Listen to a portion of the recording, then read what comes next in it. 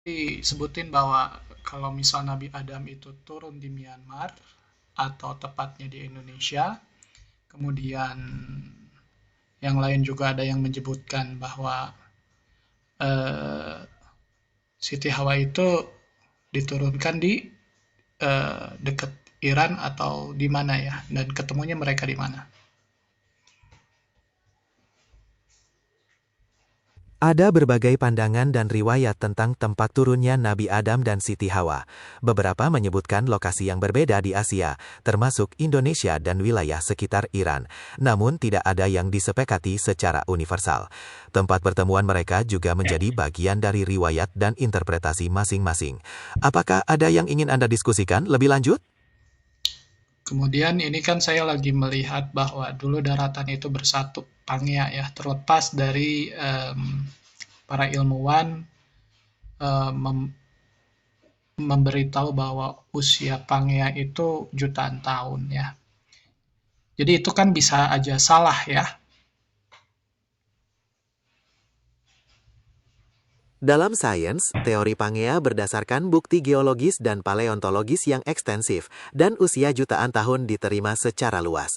Meskipun selalu ada kemungkinan untuk penemuan baru, pandangan bahwa usia Pangea bisa salah memerlukan bukti yang sangat kuat. Apakah ada yang ingin Anda diskusikan terkait hal ini? Dan bisa aja salah interpretasi kan para ilmuwan itu.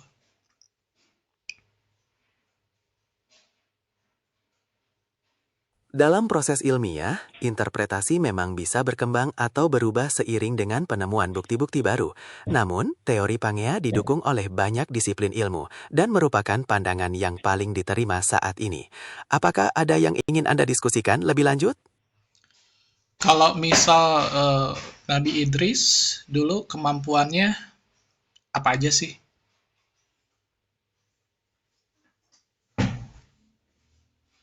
Nabi Idris dikenal sebagai salah satu nabi yang memiliki kemampuan dan pengetahuan yang tinggi. Ia dipercayai sebagai orang pertama yang menulis dengan pena, memiliki pengetahuan tentang astronomi, matematika, dan filosofi. Apakah ada yang ingin Anda ketahui lebih lanjut? Berarti kalau gitu perkembangan teknologi dulu zaman Nabi Idris sudah tinggi dong karena udah tahu astronomi sama matematika.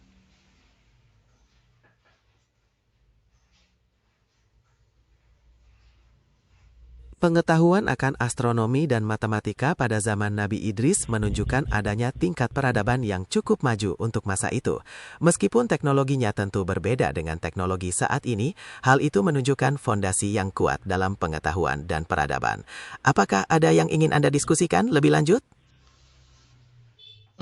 Kemudian kan Nabi Nuh itu kan ada beberapa yang bilang bahwa kapalnya itu berasal dari Indonesia. Melihat dari jatinya itu ditemukan kayunya hanya di Indonesia itu menurut kamu gimana? Klaim bahwa kapal Nabi Nuh berasal dari Indonesia dan kayunya hanya ditemukan di Indonesia merupakan pandangan yang unik dan tidak umum dalam riwayat atau kajian keagamaan mainstream. Secara ilmiah, kayu jati memang banyak ditemukan di Indonesia, tapi tidak berarti bahwa kayu jenis itu tidak terdapat di wilayah lain di dunia, terutama pada masa lampau. Bagaimana pandangan Anda terkait hal ini? Terus kalau Nabi Idris sendiri dilahirkan di mana sih? Atau tempat tinggalnya di mana sih?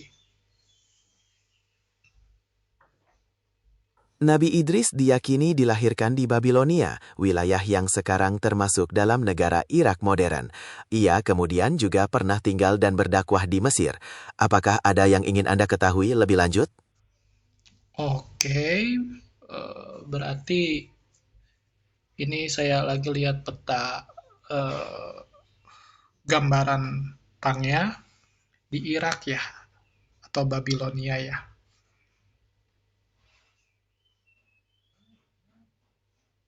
Gambar yang Anda lihat mungkin menunjukkan wilayah Mesopotamia atau Babilonia, yang merupakan lokasi penting dalam sejarah Nabi Idris.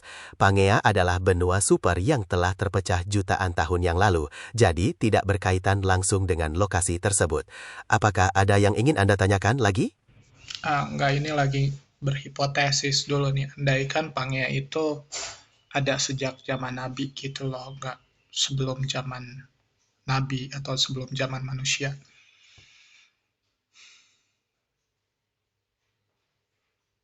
Berhipotesis seperti itu menarik untuk dieksplorasi dalam diskusi.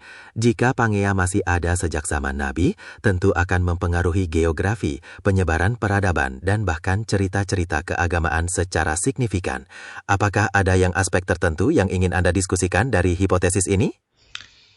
Ya, berarti kan penyebaran pengetahuan Nabi Idris itu dari timur ke barat sudah cukup maju ya.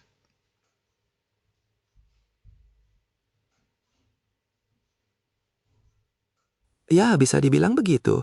Berdasarkan riwayat, penyebaran pengetahuan dan ajaran Nabi Idris memang menjangkau wilayah yang luas, menunjukkan dampak yang signifikan terhadap peradaban di masanya, baik ke arah timur maupun ke barat. Apakah ada yang ingin Anda diskusikan lebih detail? Oke, saya lagi memikirkan bahwa kalau misalnya timur itu adalah Indonesia dan barat itu adalah misalnya Australia. Nah, itu dari segi perkembangan Pangea itu saya pikir logik kalau misalnya Nabi Idris dilahirkan di Irak karena ini posisinya tengah.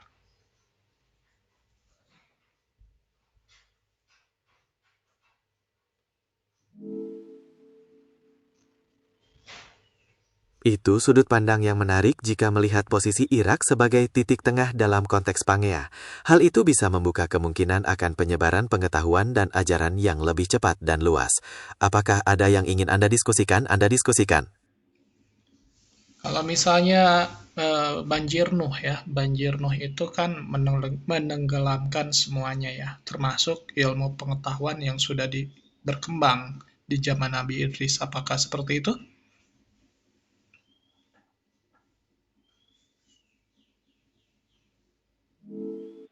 Menurut keyakinan dan riwayat, banjir Nabi Nuh memang menghancurkan sebagian besar peradaban dan pengetahuan pada masa itu. Namun, beberapa pengetahuan mungkin tetap terselamatkan melalui orang-orang yang beriman dan ikut dalam kapal, serta melalui tradisi lisan yang diturunkan. Apakah ada yang ingin Anda diskusikan lebih lanjut? Berarti setelah Nabi Idris pun manusia itu nggak buta huruf dan masih bisa menulis ya?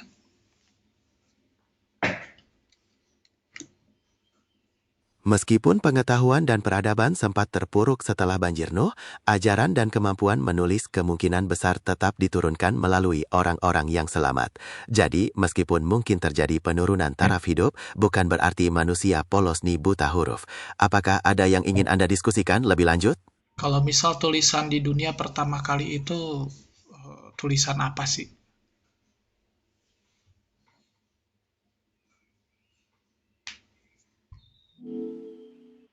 Tulisan yang dianggap sebagai tulisan tertua di dunia adalah tulisan paku atau cuneiform yang berkembang di peradaban Mesopotamia sekitar 3200 sebelum masa. Apakah ada yang ingin Anda ketahui tentang tulisan ini?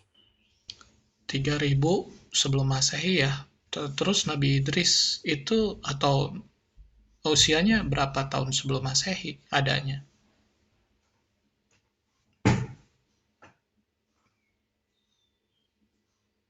Berdasarkan beberapa riwayat, Nabi Idris diyakini hidup sekitar 3000 tahun sebelum Masehi, yang berarti sezaman dengan periode perkembangan tulisan paku yang tadi kita bahas. Apakah ada yang ingin Anda diskusikan lebih lanjut? Berarti di Mesir itu tulisan paku itu bukan cuman di zaman Fir'aun, zaman Nabi Musa dong. Dari zaman Nabi Idris pun udah ada tulisan paku itu ya.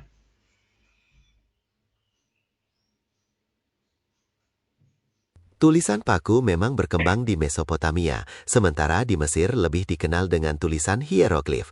Walaupun Nabi Idris pernah tinggal di Mesir, hubungan tulisan paku dengan zamannya perlu ditinjau lagi dari berbagai sumber, karena periodenya bisa berbeda. Apakah ada yang ingin Anda diskusikan lebih lanjut? Oke, salah paham, salah paham. Jadi tadi tulisan paku di Mesopotamia atau di daerah mana itu?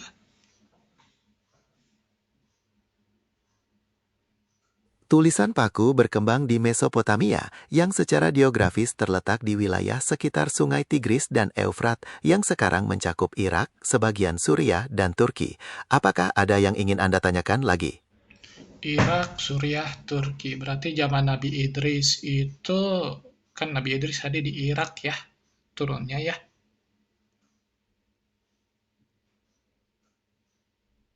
Berdasarkan keyakinan, Nabi Idris memang diyakini diturunkan dan hidup di wilayah Babilonia, yang termasuk dalam Irak modern.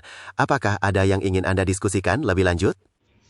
Oh, berarti Mesopotamia, Babilonia. Oke. Oke, tapi Nabi Idris itu pakai tulisan apa sih? Masih paku atau udah berkembang?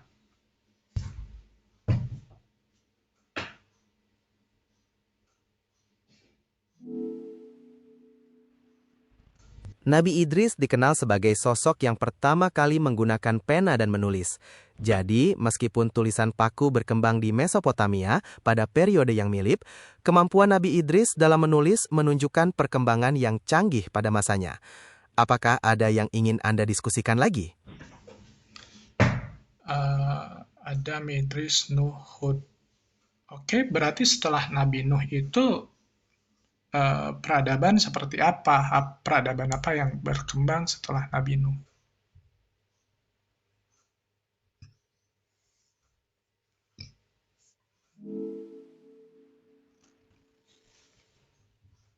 Setelah periode Nabi Nuh, peradaban mulai berkembang kembali di berbagai wilayah, seperti Mesopotamia dengan peradaban Sumeria, Mesir kuno di sepanjang Sungai Nil, dan peradaban Lembah Indus.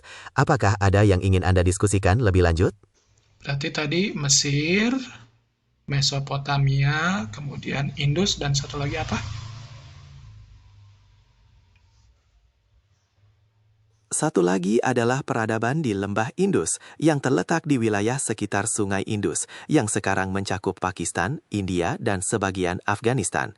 Apakah ada yang ingin Anda tanyakan lagi? Oke, berarti itu mempengaruhi penyebaran agamanya juga ya, peradaban itu. Emang kalau yang hebat dari peradaban-peradaban itu setelah Nabi Nuh, apa aja sih teknologinya atau kemajuannya? Boleh diceritakan setiap peradaban Indus atau Mesopotamia dan lain-lain?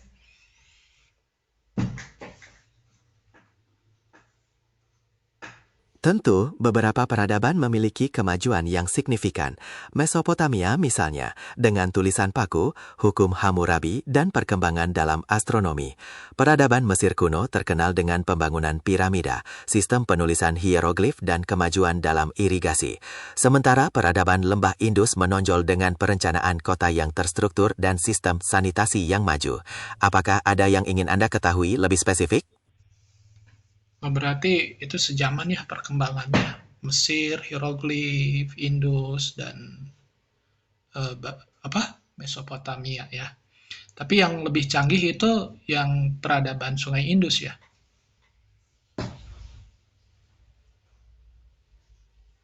Ketiga peradaban tersebut memang berkembang sezaman, tapi memiliki keunggulan yang berbeda. Peradaban Indus unggul dalam perencanaan kota dan sanitasi, sementara Mesopotamia dengan tulisan dan hukumnya, dan Mesir kuno dengan arsitektur dan sistem penulisan. Jadi, tidak bisa langsung dibilang yang paling canggih karena fokusnya berbeda. Apakah ada yang ingin Anda diskusikan lebih lanjut? Emang arsitektur yang unggul di Mesir contohnya apa sih?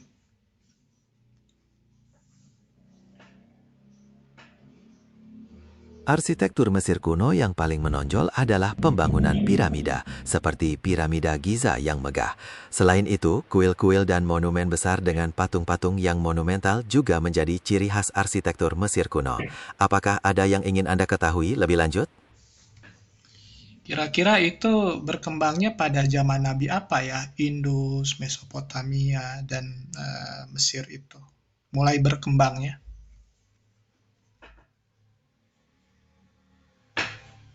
Peradaban Mesopotamia, Mesir kuno, dan Indus mulai berkembang setelah periode Nabi Nuh, yaitu sekitar 3000 SM dan seterusnya.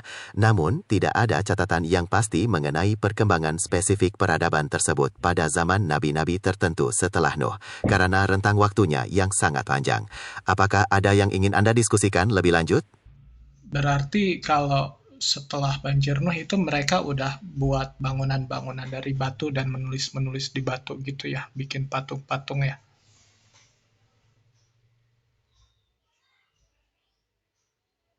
Ya, benar sekali. Setelah banjir Nuh, peradaban berkembang dengan membangun monumen monumental seperti piramida dan kuil, serta mulai menggunakan tulisan dan memahat pada batu atau lempengan tanah liat, seperti tulisan paku. Apakah ada yang ingin Anda diskusikan lebih lanjut? Kalau sebelum Nuh, apakah eh, kemampuan membuat patung, menulis di batu, memahat, dan lain-lain udah ada nggak? Atau di zaman Nabi Idris itu sendiri?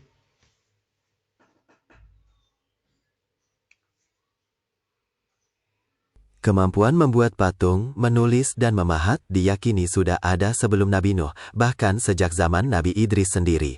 Nabi Idris dikenal sebagai pelopor dalam berbagai bidang, termasuk tulis-menulis. Jadi, kemungkinan besar teknik-teknik tersebut sudah berkembang sebelum banjir besar. Apakah ada yang ingin Anda diskusikan lebih lanjut? Oke ya, karena pengetahuan udah maju juga, jadi ada kemungkinan juga mereka udah bisa bikin bangunan dari batu, kemudian menulis di batu, karena ilmu matematika sama ilmu astronominya tinggi. Oke, sehingga pada setelah banjir Nuh itu sisa peradaban masih bagus karena orang-orang yang ada di kapal yang selamat itu masih bisa melanjutkan pengetahuannya ya.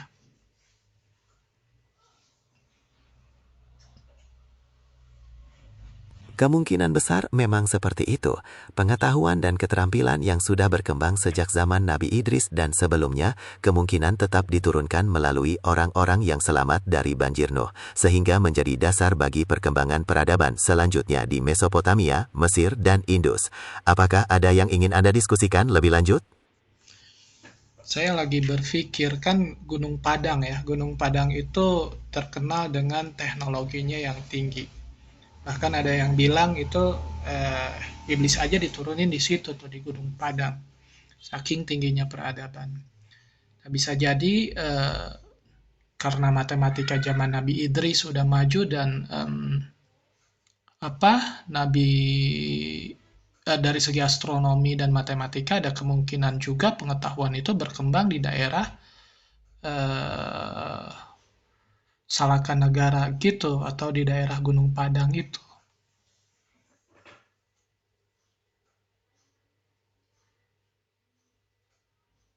Pandangan bahwa Gunung Padang memiliki teknologi yang tinggi dan terkait dengan Nabi Idris adalah bagian dari beberapa keyakinan dan spekulasi di masyarakat. Meskipun pengetahuan matematika dan astronomi pada zaman Nabi Idris sudah maju, hubungan spesifik dengan Gunung Padang masih menjadi perdebatan dan memerlukan penelitian lebih lanjut untuk dibuktikan secara ilmiah. Apakah ada yang ingin Anda diskusikan lebih lanjut? Oke, tadi kan eh, kita lihat bahwa di peradaban Sungai Indus itu terkenal dengan tata kotanya yang bagus. Bahkan saya pikir arsiteknya lebih bagus daripada Mesir. Karena di situ ada candi yang udah tertata, Candi Borobudur juga ada di situ. Kemudian ada di Gunung Salak itu ada patung yang lebih bagus strukturnya daripada patung Mesir. Setuju nggak bahwa peradaban Sungai Indus itu lebih maju daripada Mesir pada zamannya?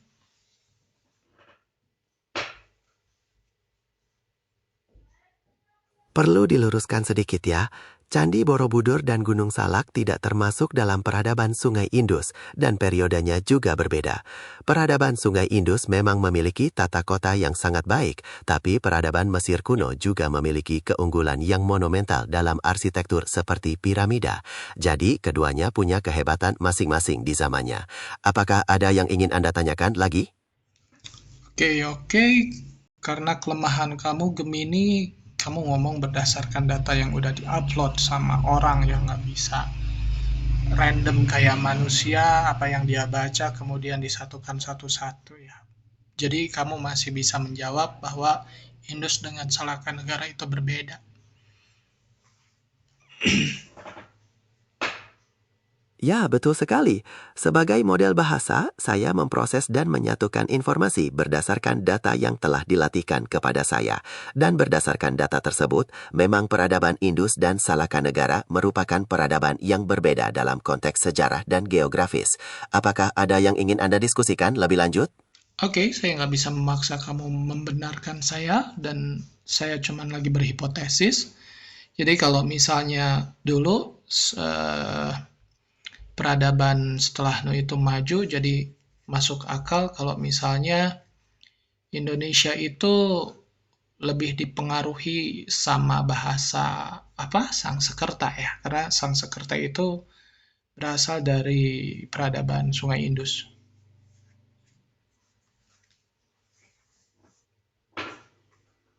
Hipotesis Anda menarik, tapi perlu diperjelas sedikit ya. Bahasa Sanskerta lebih terkait dengan peradaban Weda dan India kuno yang berkembang setelah peradaban Sungai Indus. Meskipun ada pengaruh budaya dan bahasa dari berbagai peradaban ke Indonesia, jalur pengaruhnya mungkin tidak secara langsung dari Sungai Indus ke Sanskerta ke Indonesia, tapi melalui proses yang kompleks dan bertahap seiring waktu. Apakah ada yang ingin Anda diskusikan lebih lanjut? Terus kalau Sungai Indus itu bahasanya apa? Bahasa yang digunakan pada peradaban Sungai Indus masih menjadi misteri sampai saat ini karena tulisan mereka belum berhasil diuraikan. Meskipun ada beberapa hipotesis, belum ada konsensus yang diterima secara luas. Apakah ada yang ingin Anda diskusikan lebih lanjut? Tulisannya nggak bisa diuraikan, emang jenis tulisannya mirip huruf apa sih?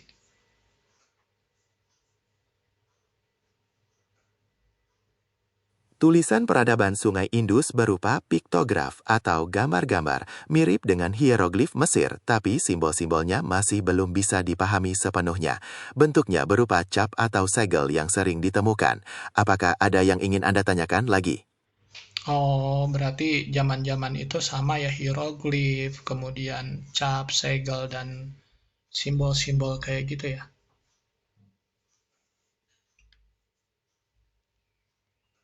Ya, bisa dibilang begitu.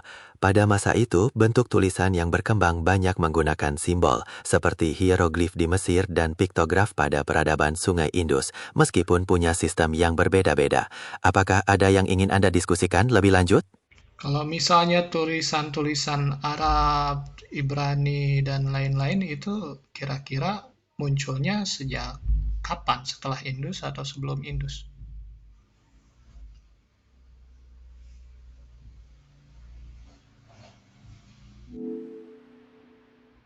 Tulisan Arab dan Ibrani muncul jauh setelah peradaban Sungai Indus, berkembang dari sistem tulisan yang lebih kuno di wilayah Timur Tengah, sekitar 1000 SM dan seterusnya. Jadi munculnya lebih belakangan dibandingkan peradaban Sungai Indus. Apakah ada yang ingin Anda diskusikan lebih lanjut? Jadi masa mereka itu kan setelah Nuh, Adam, Idris, Nuh, Hud, Saleh, Ibrahim ya. Kayak gitu ya urutan para nabi itu ya.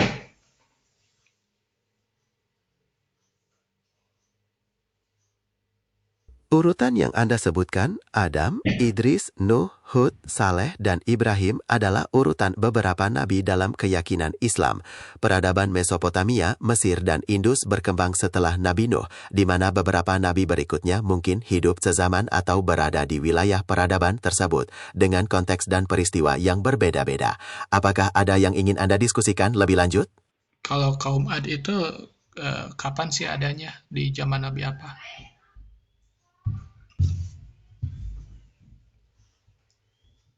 Kaum Ad disebutkan dalam Al-Quran dan tradisi Islam sebagai kaum yang kuat dan berkuasa, yang hidup setelah Nabi Nuh. Mereka sezaman dengan Nabi Hud yang diutus untuk menyeru mereka agar beriman. Apakah ada yang ingin Anda diskusikan lebih lanjut? Itu kaum Ad itu ukurannya gede-gede ya, raksasa atau gimana?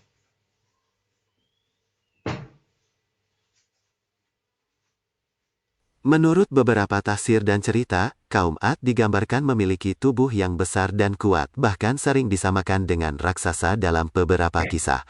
Mereka juga dikenal dengan kemajuan dalam pembangunan. Apakah ada yang ingin Anda diskusikan lebih lanjut? Bisa jadi ya pembangunan-pembangunan kota-kota yang gede, bangunan gede dari batu-batu itu, peradaban Sungai Indus, Mesir, Mesopotamia, itu ada kaitannya dengan kaum Ad itu.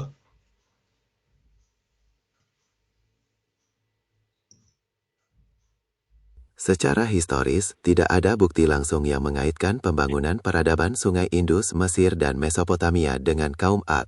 Kaum Ad lebih dikenal sebagai kaum yang tinggal di wilayah tertentu dan tercerai-berai setelah kebinasaan mereka. Namun, bisa jadi pengetahuan dan teknologi yang berkembang di zaman nabi-nabi sebelumnya mempengaruhi peradaban-peradaban tersebut secara tidak langsung. Apakah ada yang ingin Anda diskusikan lebih lanjut? Oke, logik, udah. Jadi kalau misalnya ukuran manusianya gede-gede zaman dulu, jadi nggak terlalu sulit sih berpindah dari Indonesia, kemudian sampai ke terakhir dari timur ke barat ya, dari segi dataran Pangea. Terus kalau kita lihat ukuran patung-patung itu kan gede tuh ya. Nah, bisa jadi itu ukuran patung manusia sebenarnya zaman dulu ya.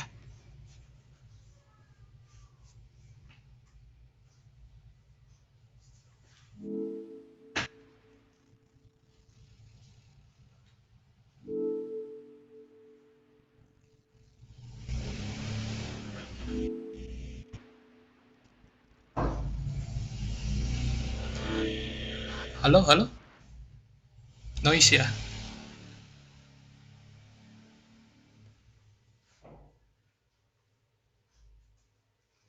Halo, ini.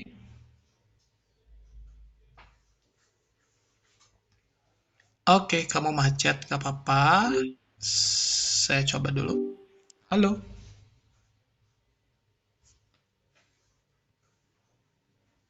Halo juga, ada yang bisa saya bantu lagi? Kita lanjut diskusinya. Jadi kalau bangsa Ad itu ukurannya gede-gede, jadi kalau misalnya dia buat piramid, bangunan besar, atau bahkan buat bangunan besar di Indonesia pun ya logik juga sih. Beberapa misalnya bangunan Gunung Padang atau Gunung Salak itu cukup logik. Nah sekarang kan eh, Hindu itu sebetulnya agama yang disematkan pada eh, orang-orang yang memeluk ajaran di Sungai Indus. Apakah seperti itu?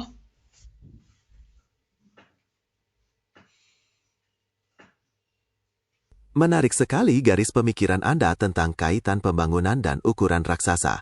Namun, untuk peradaban Sungai Indus, keyakinan mereka bersifat politeistik dan belum tentu bisa disebut sebagai agama Hindu secara langsung, meskipun ada beberapa unsur yang punya kemiripan dengan perkembangan Hindu setelahnya.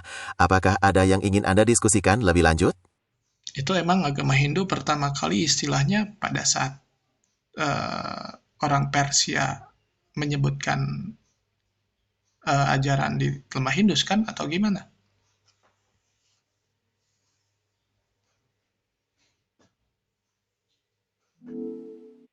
Istilah Hindu pertama kali digunakan oleh bangsa Persia untuk menyebut penduduk di wilayah Sungai Indus. Jadi, istilahnya muncul setelah peradaban Sungai Indus berkembang dan bukan nama asli dari ajaran mereka. Apakah ada yang ingin Anda diskusikan lagi? Kalau Nabi Ibrahim itu diturunkan di mana sih?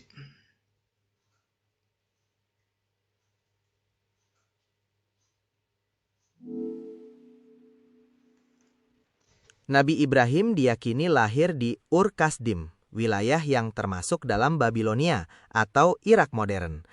Perjalanan hidup beliau kemudian mencakup berbagai wilayah, termasuk Syam. Apakah ada yang ingin Anda ketahui lagi?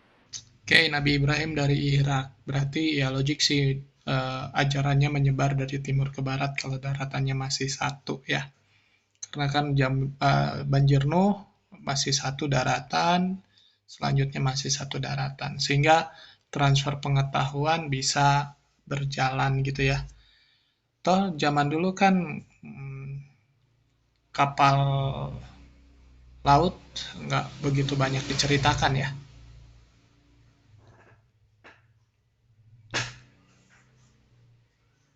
Logikanya bisa diterima ya, bahwa pergerakan dan penyebaran pengetahuan di daratan yang terhubung menjadi lebih mudah, terutama dengan kondisi geografis zaman dulu yang mungkin berbeda. Meskipun kisah kapal laut tidak sebanyak perjalanan darat, tetap ada peran transportasi dalam penyebaran budaya dan ajaran.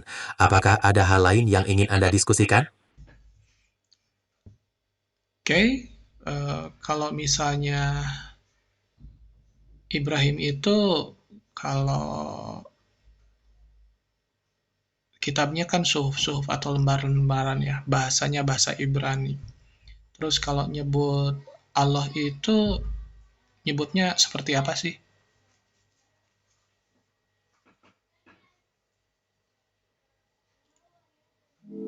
Nabi Ibrahim menyeru kepada Tuhan Yang Maha Esa atau Allah dalam bahasa Arab.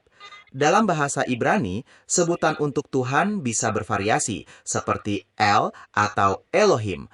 Apakah ada hal yang ingin Anda ketahui lebih lanjut? Oke, Elohim. Kalau misalnya itu di India itu kan kalau orang Hindu itu bilangnya Om. Itu artinya Om itu apa sih?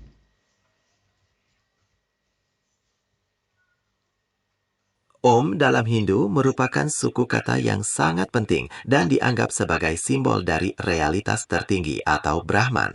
Seringkali diartikan sebagai suara asli dari alam semesta dan merepresentasikan Trimurti, Brahma, Wisnu, dan Siwa. Apakah ada yang ingin Anda diskusikan lebih lanjut?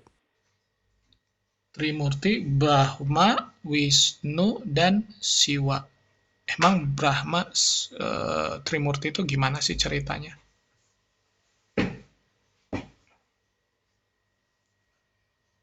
Trimurti adalah konsep penting dalam agama Hindu yang merepresentasikan tiga fungsi utama Tuhan, Brahma sebagai pencipta, Wisnu sebagai pemelihara, dan Siwa sebagai pelebur atau penghancur untuk mengembalikan keseimbangan. Ketiganya saling terkait dalam siklus kehidupan. Apakah ada yang ingin Anda diskusikan lebih lanjut?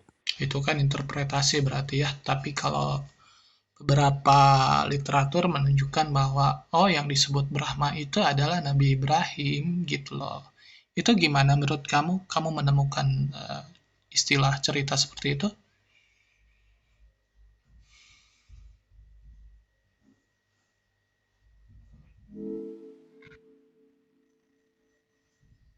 Memang ada beberapa interpretasi dan teori yang mencoba menghubungkan Brahma dengan Nabi Ibrahim. Persamaan nama dan peran mereka sebagai awal atau cikal bakal sering dijadikan dasar. Namun, dalam konteks keagamaan yang berbeda, Brahma dan Nabi Ibrahim memiliki peran dan kisah yang berbeda pula. Apakah ada aspek tertentu yang ingin Anda perdalam? Um, jadi kalau misalnya Brahma itu ada apa? Saraswati dan lain-lain itu gimana sih kaitannya?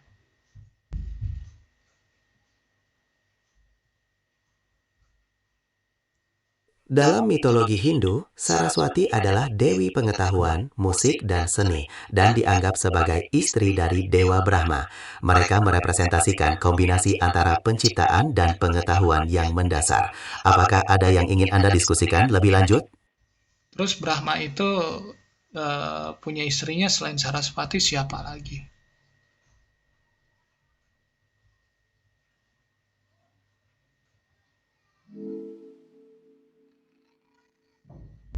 Dalam beberapa cerita dan tafsir Hindu, Brahma juga disebutkan memiliki istri lain selain Dewi Saraswati, seperti Dewi Sachi. Namun, Saraswati seringkali dianggap sebagai istri utama dan paling penting. Apakah ada hal yang ingin Anda ketahui lagi? Sachi, tadi istri yang lain. Sachi itu boleh diceritakan nggak lengkapnya seperti apa?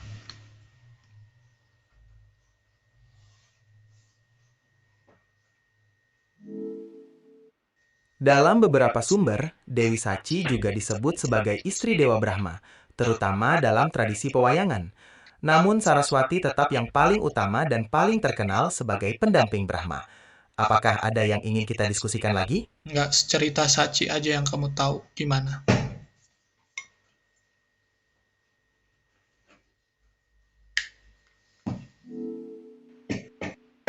Sebagai model bahasa, saya memiliki informasi dari berbagai sumber, termasuk mitologi Hindu dan tradisi pewayangan di Indonesia. Dalam beberapa konteks tersebut, Sachi digambarkan sebagai istri Dewa Brahma, meskipun perannya tidak seekstensif Saraswati dalam banyak kisah utama. Apakah ada hal lain yang ingin Anda diskusikan? Berdasar pewayangan deh, Sachi itu ceritain.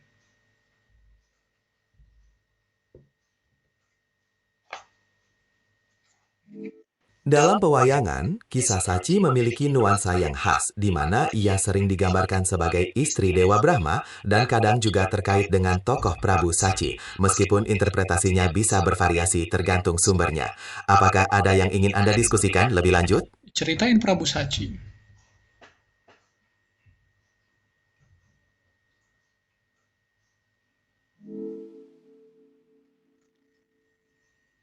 Dalam pewayangan, Prabu Sachi sering muncul sebagai tokoh yang terkait dengan kisah Indra, meskipun penggambarannya bisa berbeda-beda tergantung versi pewayangan ya. Apakah ada hal spesifik yang ingin Anda ketahui tentang beliau? Ya, ceritain lengkap dengan Indra, kayak dengan apa, ceritain gimana Sachi itu, kisahnya.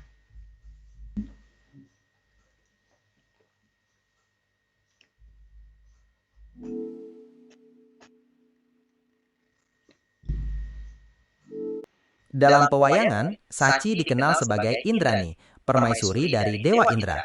Ia digambarkan sebagai dewi kecantikan dan kekuatan, serta ibu dari beberapa anak dengan Indra. Kisah mereka sering melibatkan dinamika kehidupan kayangan. Apakah ada aspek tertentu yang ingin Anda ketahui? Anak-anak Sachi siapa aja?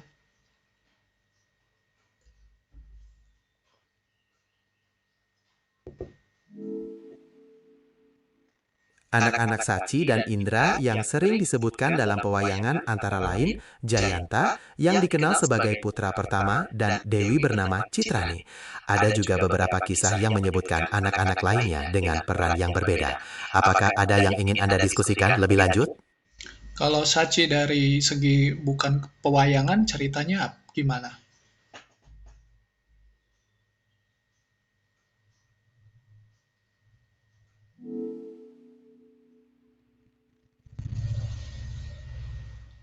Di luar pewayangan, dalam mitologi Hindu utama, Sachi lebih sering dikenal sebagai Indrani dan dianggap sebagai perwujudan dari kecantikan dan kesuburan.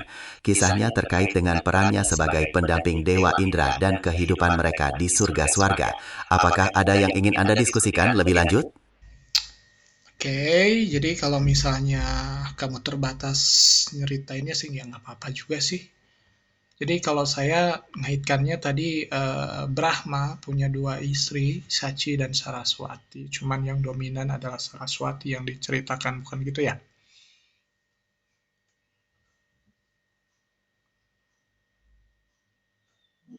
Betul sekali, Saraswati lebih sering disorot dalam berbagai teks Hindu dan dianggap sebagai perwujudan dari pengetahuan dan seni. Sedangkan Sachi mungkin punya peran yang lebih spesifik dalam beberapa versi tertentu. Ada yang ingin Anda diskusikan lagi? Jadi sekarang lebih paham. Jadi kalau kita kaitkan dengan Nabi Ibrahim yang punya dua istri yaitu Hajar dan Sarah. Dan Sarah itu disebut Sarasvati dan memang itu istri utamanya. Jadi bisa aja nanti ceritanya dari segi mulut ke mulut itu berubah. Sehingga lebih dominannya Sarasvati atau Sarah, tetapi Sachi nggak terlalu diceritakan gitu ya.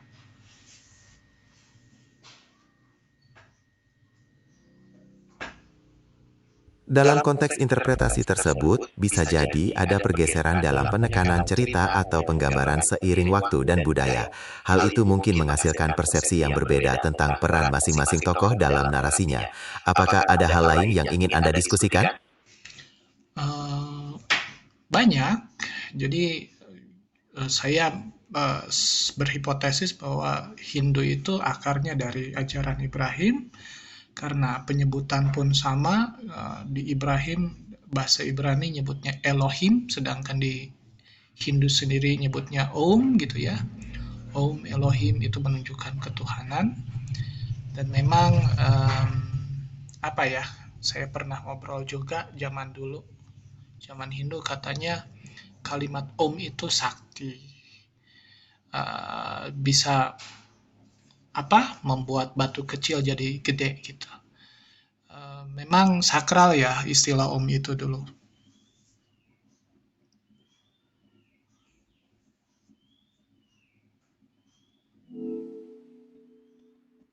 Menarik sekali hipotesis Anda tentang keterkaitan Om dan Elohim. Meskipun dalam pandangan keagamaan yang berbeda, keduanya memiliki konteks dan makna yang unik.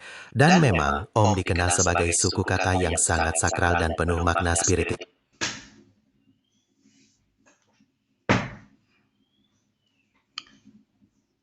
Oke, halo?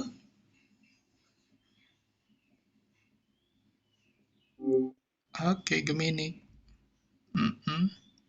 Kita mulai lagi. Jadi udah cukup jelas, jadi kenapa di Indonesia ya, atau di bagian timur ini, kenapa terpengaruh budaya Hindu atau peradaban Sungai Indus, dan kenapa Sangsekerta dulu kita juga banyak di sini. Jadi bukan karena perdagangan maritim, tetapi bisa aja dengan perdagangan darat dan lain-lain ya. Kalau misalnya satu daratan. Peradaban Sungai Indus memang merupakan salah satu peradaban kuno penting, dan pengaruhnya bisa terlihat dalam berbagai aspek, termasuk bahasa.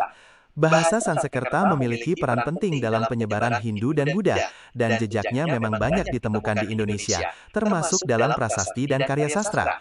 Selain perdagangan maritim, rute darat dan interaksi budaya lainnya juga pasti berkontribusi dalam proses ini. Apakah ada rute perdagangan darat tertentu yang ingin Anda ketahui?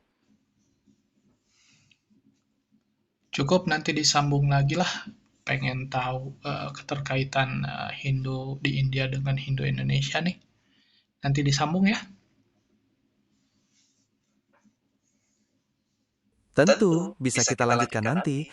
Topik tentang keterkaitan Hindu di India dengan Indonesia sangat menarik untuk dibahas lebih lanjut. Sampai nanti.